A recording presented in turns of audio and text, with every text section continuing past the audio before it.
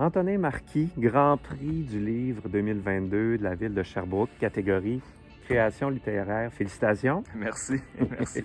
Et puis, c'est pour ce roman-là, La diversité des tactiques, paru chez XYZ. Tu peux nous en parler un peu de ce roman-là? Oui, certainement. En gros, ça se passe pendant la grève de 2012, pour ceux et celles qui s'en rappellent. Le fameux printemps érable. Oui, c'est ça. Puis ça parle d'un gars qui s'appelle PA, qui est à la maîtrise à l'UQAM en sociaux. Puis c'est quelqu'un qui n'est pas particulièrement politisé.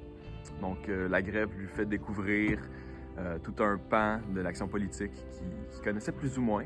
Donc il va découvrir toutes les techniques plus militantes, la démocratie étudiante, l'action directe, tout ça. Puis c'est ça, avec le groupe d'amis qui va se créer pendant la grève, on va suivre l'évolution de tout ça.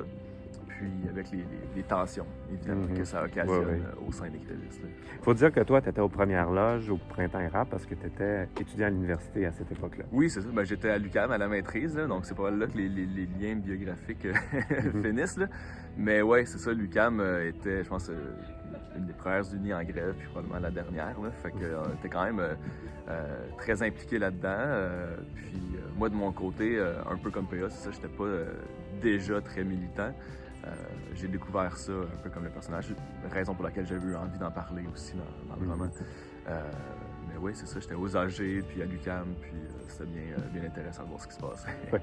Ça t'a inspiré un roman parce que, bon, t'es écrivain, c'est ton deuxième roman, mais t'es aussi un grand lecteur, puis t'as une suggestion de lecture à nous faire.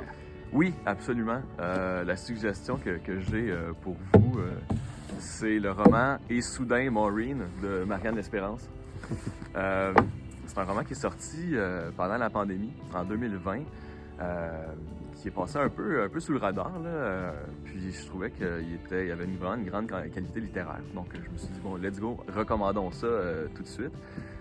Donc ça se passe dans la région, dans une ville fictive qui s'appelle Salaberry, une espèce de banlieue dans les environs de Sherbrooke, mettons. Puis c'est ça, ça raconte le retour d'une femme dans la trentaine, donc une enseignante au secondaire, qui revient dans sa ville natale, pour le meilleur et pour le pire, je dirais. Donc, elle revient pour un contrat d'enseignement au secondaire, puis elle retrouve un peu les lieux de son enfance, sa maison familiale, l'école où elle a été, puis c'est l'occasion pour elle de revenir sur ses souvenirs, puis surtout de se rappeler de son amie Maureen, qu'elle n'a pas vue depuis plusieurs années, puis qui l'avait beaucoup marquée.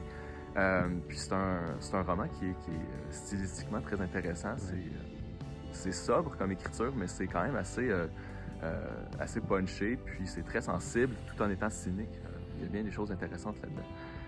Puis c'est ça commence avec le souvenir qu'à l'époque, quand ils avaient 10 ans, Maureen avait tabassé un jeune homme dans la cour d'école, puis lui avait perforé le tympan, puis c'est comme ça que leur amitié aux deux filles était née. Donc, il y a quelque chose de très prenant dans le prologue. Puis, c'est vraiment super intéressant. Cette journée-là, j'ai appris qu'avec Maureen, les choses simples en apparence, comme une querelle autour d'insectes, ne le sont pas. Et la semaine suivante, j'ai partagé la joie de Maureen lorsqu'elle a asséné plusieurs coups au visage et à la tête d'Adam en plein milieu de la cour de récréation. Du sang a jailli, Maureen en avait partout sur les poings. Un été incroyable s'annonçait alors. J'avais un vélo neuf, Maureen devenait officiellement ma meilleure amie et Adam n'entendait plus de l'oreille droite. Son tympan avait éclaté. Merci beaucoup pour cette suggestion. On a très hâte de découvrir ça. Puis merci pour ta présence avec nous à cette chronique. Merci.